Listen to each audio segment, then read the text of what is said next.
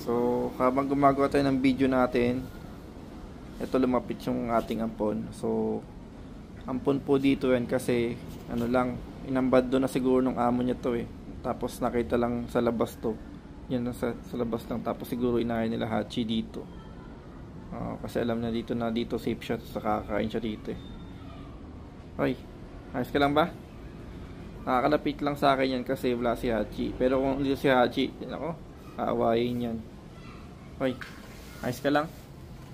Ha? Pero alam niya yung duty na rito, syempre.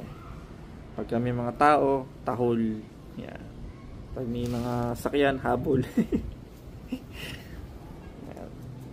Ano? Wala kasi si Hachi, kaya ganyan siya dito. Pero kung hindi si Hachi yan, nakot, aawayin yan. Ampun po dito yan, hindi namin naaso talaga yan. Pero syempre, kinupkup natin siya.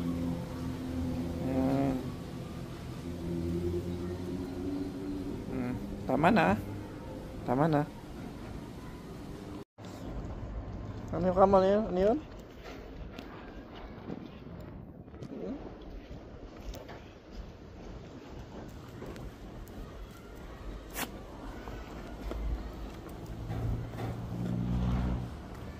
Napaka-vision nila. Hachi!